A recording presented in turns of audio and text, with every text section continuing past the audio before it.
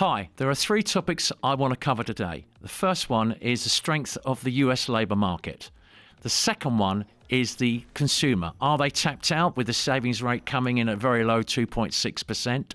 And the third one, if we have a ceasefire, is the Fed likely to get inflation back to target?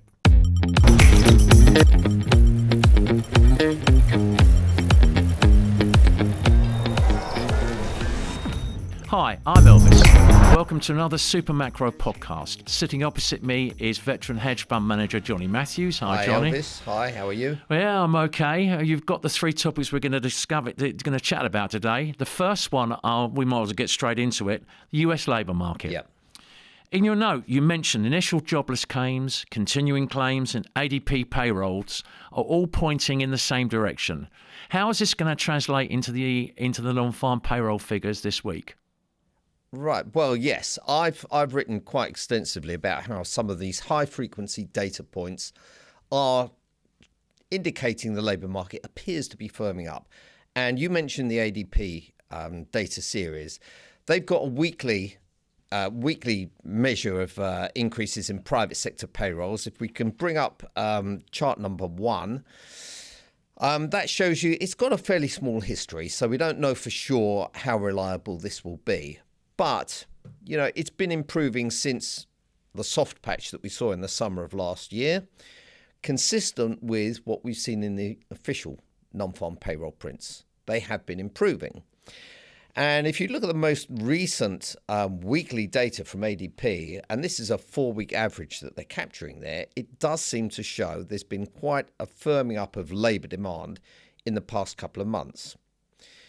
Now, I'm not saying that this is, for sure we're going to get a strong payroll print. But on the face of it, it looks like we could be in line for a third consecutive 100K plus print. So 100K plus, yeah?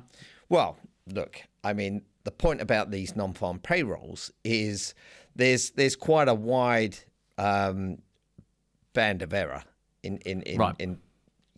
If you look at the website from the BLS, it will tell you, I believe they can be plus or minus 120,000 with a 90% accuracy.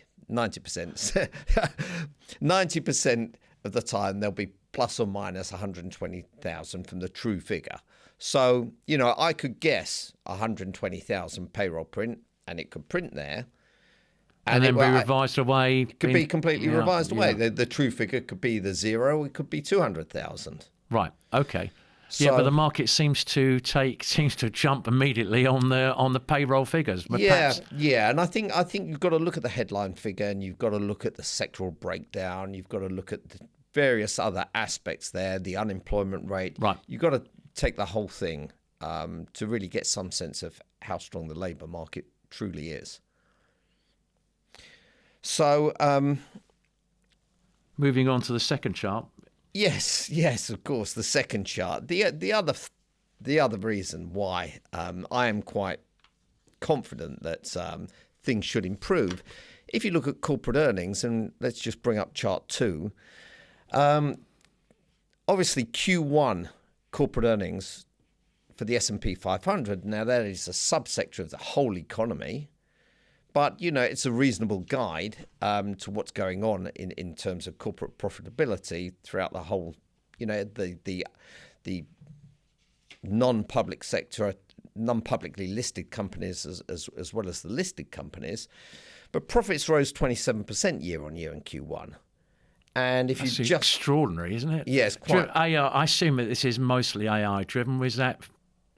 Well, I think, it's a whole bunch of things. There's obviously the investment that's going into AI is driving the profitability of companies that have anything to do with infrastructure supply to the people that are building out data centers and anything to do with AI.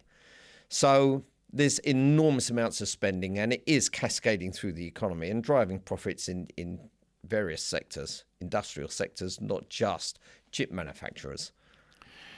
Okay, so the point about this chart is that where you do see strong corporate earnings growth, you do tend to get strong demand for labour. There is absolutely no reason why corporates should be looking at headcount reductions while profits are growing this strongly.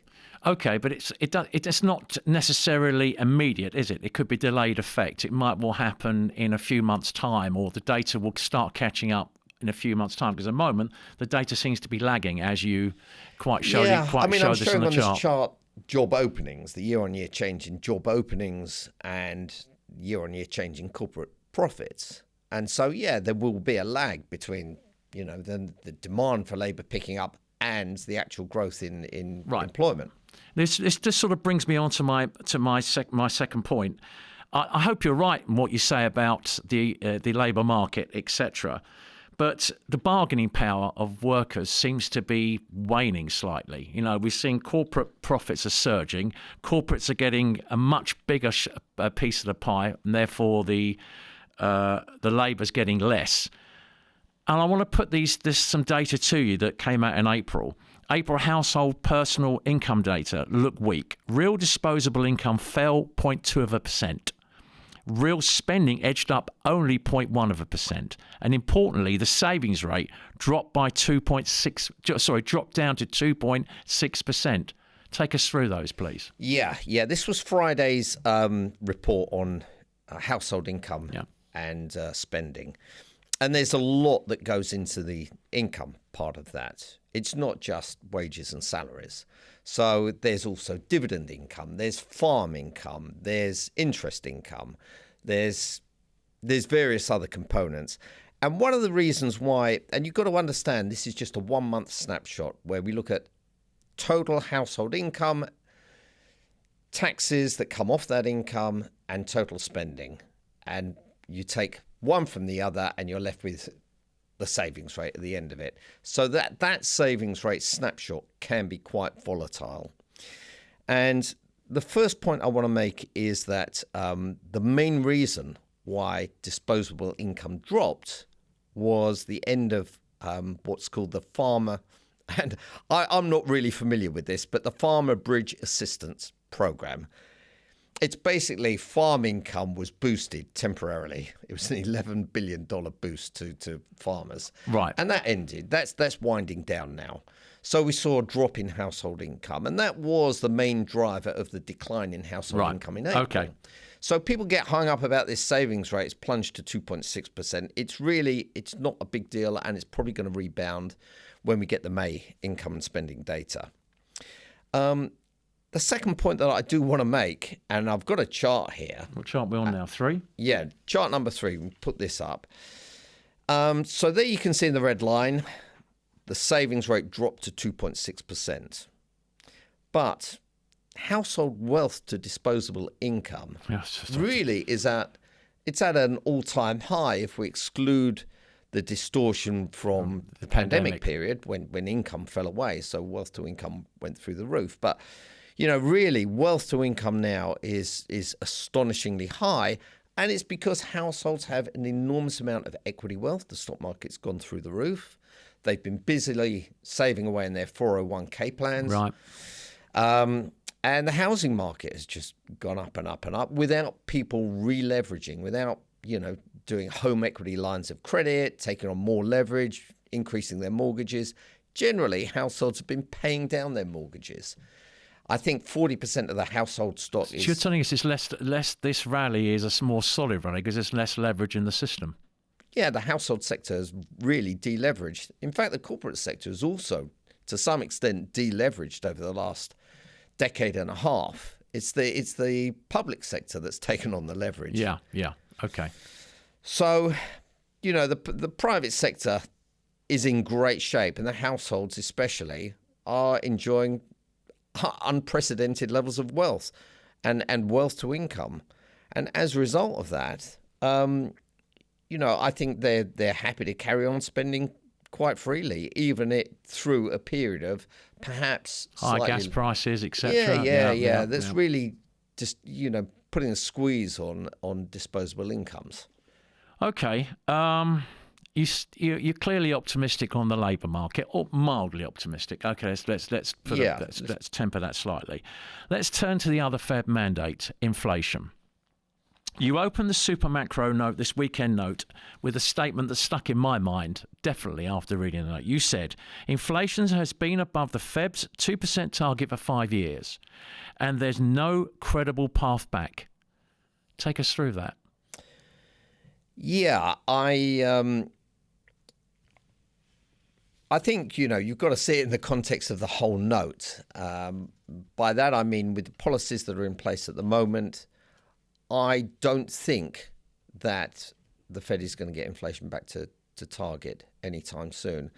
And let's put it this way.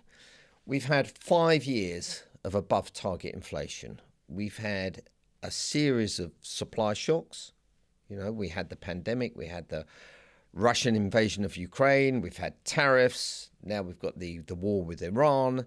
It's one thing after another. These are all features of deglobalization. And there's no real, political will to raise taxes to pay for all the spending. Basically, they want to issue more bonds, and that's all there is to it. That's the way that they're going to pay for things.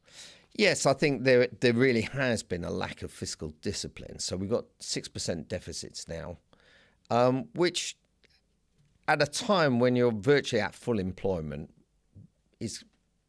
should generally be considered inflationary. This is a time to get the deficit back under control, but that's not happening. And I think there's another factor. The other factor is that I just think the period after the GFC, up until the pandemic, was not a normal period. Yeah, you have mentioned this numerous times before. Tell us why. Yeah, really weak household demand and a period of, at the time, balance sheet repair. Yeah. Inflation was well below target. The central banks were worried about deflation and were doing everything they could to stimulate demand and ensure that we didn't fall into a trap of they did definitely stimulate demand, but for the S&P, not in the rear, not in the... Yeah. But there is another facet to this, and that is the fact that I think from China's entry into the World Trade Organization into 2001, that ushered in a wave of import competition. They exported deflation, basically. Yeah, exactly. I mean, bit by bit, Chinese products displaced domestically manufactured products in the US. And as a result, inflation in manufactured goods turned negative. And I think if we bring up... Yeah, we've jumped ahead. Chart 5. We jump ahead to chart 5. You can see that on this chart, I've separated...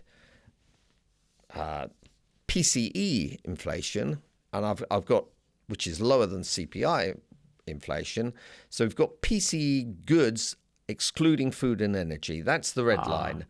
And you can see that since the late 90s up until the pandemic, it was predominantly negative. Negative, right. Then the pandemic struck and it just went pretty wild. It's had the spike during the pandemic, came back down again. Now it's on its way up again.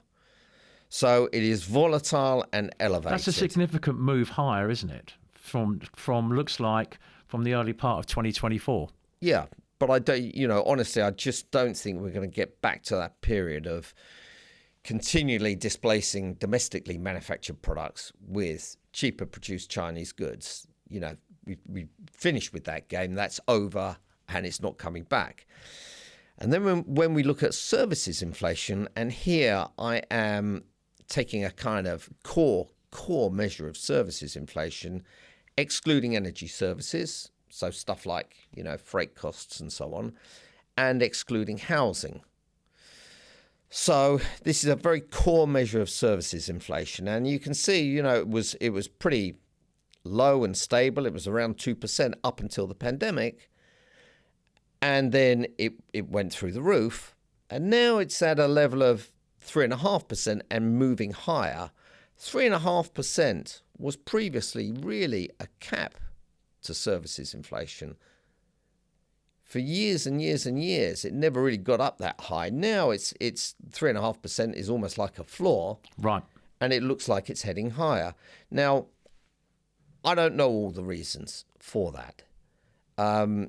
generally one would expect that with higher labour costs, you would see services inflation moving higher. Normally moves hand in hand. And yeah, but labour costs seem to be under control at the moment. But that said, we still have very, very strong consumer demand. And at the moment, we may have had this drop in consumer confidence since the start of the Iranian conflict, but it hasn't stopped them spending. Yeah, the data coming out for consumers' confidence consumer confidence data is not really reliable gauge of where the market's going. It seems to be travelling in opposite directions. Yeah, I'm not really happy, but I'm spending money. That seems to be it. They seem to be moaning every month, but they're still happy to keep visiting the malls and I suppose it's money. the price. I suppose does it still track the price of crude, the consumer confidence data? Yeah, it tracks the price of gasoline. Gasoline prices go up, consumer confidence goes down. Yeah, right. But okay. That said, when you actually look at the breakdown of what they're spending their money on, the gasoline is a price inelastic good. In other words, the price goes up, they have to spend more on gasoline, but they haven't cut back their purchases on other stuff. Yeah, yeah. So for that reason, I think, where there is demand, companies will always put up prices wherever they can. Of course. You see it now. We have these dynamic pricing systems, and so if the demand is there, consumer wears it, they'll keep pushing the prices up. You see it with concert tickets, with sporting events, with everything. The prices the inflation in those kind of things is really, really strong. So I don't see, the way things are at the moment, I don't see there is a realistic path back to the 2% target, not with policy where it is.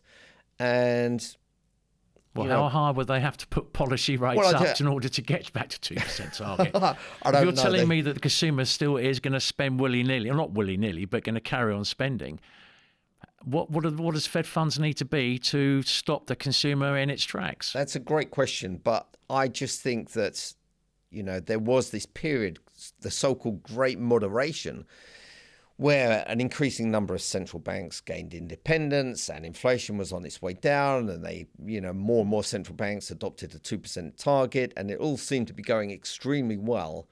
But I think, that was as a result of, policies that Paul Volcker had put in place, absolutely crushed the economy, and inflation was heading lower for many, many years. And then, like I said, we had the entry of China into the World Trade Organization. And in Europe, we had the opening up of Eastern Europe and, if you like, a kind of global labor supply that is now, it's now more fragmented. Let me ask you another question. I noticed on Bloomberg Economics today, they were talking about the recent rise in Treasury yields is effectively like a 75 basis point tightening of financial conditions in the US. So essentially, that's done the job for the Fed, no? Well, I don't know. I think it's very hard to argue that financial conditions are tight when the stock market keeps making all-time highs. Yeah. And if you look at high yield credit, it's, the spreads haven't really widened out at all. So I don't think you could really make a case that financial conditions are tight just by looking at what's going on in the market. But secondly, I don't think that central bank policy has such a strong impact on the economy as it used to because the household sector have termed out their debts. They locked in low mortgage rates on the 30-year mortgages. And the corporate sector, too, is much less leveraged than it was. So it's much more of a blunt instrument than it was in the past. Yeah, absolutely. Absolutely. And, if you're in a world where inflation is running at 3-4%, a Fed funds rate at 3.5 to 3.75% is not really going to bear down on inflation. Yeah, and consumer spending. Or consumer spending, it seems. So, tell us, I assume from what you're saying, let me just summarise here. US economy okay, rates unlikely to go any lower than this, and you think inflation's probably is still a problem and likely to go higher, so therefore you're probably still short duration. Is that fair? That's right. But it's like I said last week, you can't. It's a negative carry trade the way things are at the moment. Obviously, the longer Can you dated. explain that. What do you mean by negative carry trade? Well, if you're short let's say a 10-year bond, you're effectively having to pay away a yield of 4.5%. You sell the bond, you take the proceeds from selling that bond, and you put it on deposit, where you're going to earn the Fed funds rate. Right, so But there's your you're negative paying away carry. Your negative carry. your negative Right, carry. Yeah, thank you. And however you do it, if you do it with futures, if you look at the futures, they'll be at a discount. It'll be priced in. It'll be priced in. That negative carry is priced in. So you can't just sit with that trade and, just run with it year after year. You're going to bleed to death. You've got to pick your timing. And what are you thinking now? Because I noticed in the note as well, you were talking about both the 30-year and the 10-year retraced back through some quite important levels in terms of yield. That's right. Are you getting involved again, or are you sitting on the sidelines? I am. Well, I was quite pleased when the 30-year broke through 5% and the 10-year broke through 4.5%, which were kind of thresholds that had capped those yields for quite some time. They went a long way through, and as you know, I took profit on quite a big chunk of the trade. I don't want to get out of the whole thing, so I've got the remaining put spreads in the long bond. So you're sitting waiting for another place to exploit that trade. And again. I am adding now. I'm adding put spreads on the 10-year, just because the implied volatility is so low at the moment. Right. Okay. And, you can own puts, and that's it. And this week expensive. is full of event risk. Whether it's the economic data or what's going on. Non-farm payrolls could be another big mover again. I hope so. I really hope so. Let's put it that way. Very briefly, touch on the equity market for us. S&P. Tell us what you're thinking. We've got some big IPOs coming up. I think we could talk about that in another show. But yeah, I mean, there are concerns that these big IPOs will, suck all the oxygen out the market. Basically, there's a lot coming. It's the topic that everybody wants to discuss at the moment. Obviously the SpaceX IPO is the big one. Anthropic and OpenAI. That's also to come. But don't forget, with the SpaceX IPO, there's only something like 5% of the company is being IPO'd. It's still a massive lump of money. Rules have been bent a little bit for this one, haven't they? In terms of 60 days after that, I think they can sell another 20%.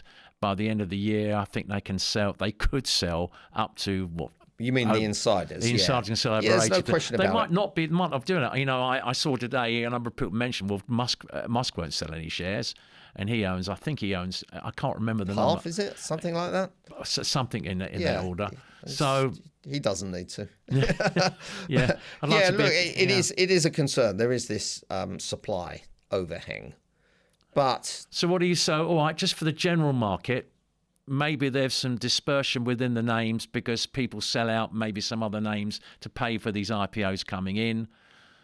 I think. Don't forget, I don't really look at individual stocks much.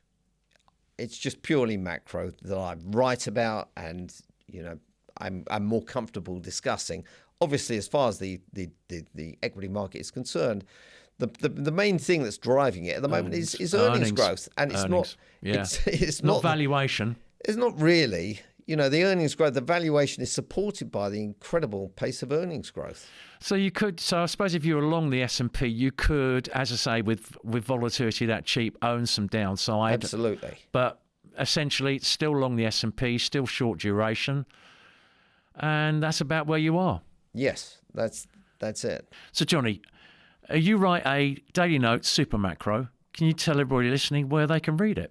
Yes, certainly. super-macro.com.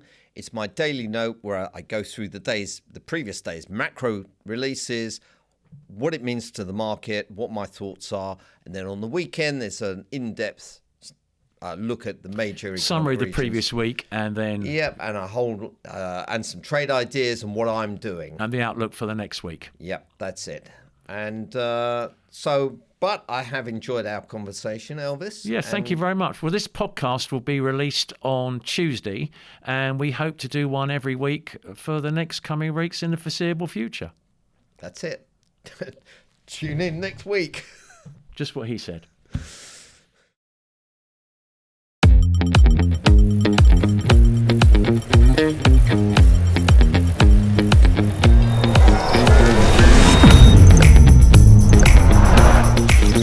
SuperMacro.